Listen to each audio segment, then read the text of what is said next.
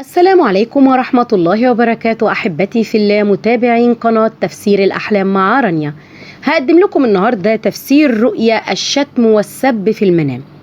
سماع الشتيمة أو السب في المنام يدل على النصر والفرح إن كان الرائي هو على حق، ومن سمع الشتيمة من شخص يعرفه في الحلم فإنه ينال منفعا منه. ورؤية سماع الشتيمة من شخص غريب في المنام تدل على سماع الأخبار السارة. وحلم سماع السب أو الشتم من شخص من الأقارب يدل على انتهاء مشكلة عائلية. إذا سمعت أحد الخصوم يشتمك في المنام فهذا يدل على النيل منه. وحلم سماع شخص تحبه يشتمك يدل على حل مشاكل معه. سماع أشخاص يشتمون بعضهم في المنام يدل على مواجهة المشكلات والمصاعب. وإذا سمعت أطفال يشتمون بعضهم في الحلم فهذا يدل على الهم والغم. سماع السب أو الشتم من شخص وردها بشتيمة في المنام يدل على القوة والمواجهة. ومن سمع شتيمة ولم يردها في الحلم يدل على السماح عن الأخطاء الآخرين، والله أعلم. رؤية شخص تعرفه يشتمك في المنام تدل على النجاة من أمر سيء يريده بك.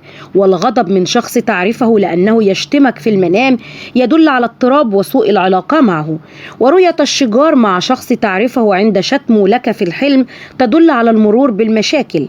ومن رأى أنه يضرب شخص يعرفه عند سماع شتيمة منه في المنام يدل على أخذ حق منه. رؤية سب الأم في المنام تدل على سوء في الأخلاق والدين. ومن سمع شخص يشتم له أمه في الحلم فهذا يدل على سماع الكلام المشكك بنزاهته. ورؤية سب الأم لشخص تعرفه تدل على نشوب عداوة معه.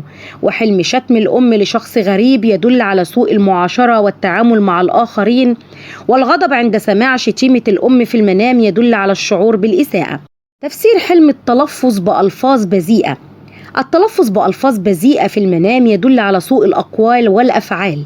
ومن رأى أنه يتلفظ بألفاظ نابئة أمام الناس في الحلم فهذا يدل على النقص في الحياء والأخلاق. ورؤية التلفظ بألفاظ بذيئة أمام الأهل تدل على عقوق الوالدين. ورؤية التلفظ بألفاظ نابية في العمل في الحلم تدل على الخوض في أعمال مشبوهة.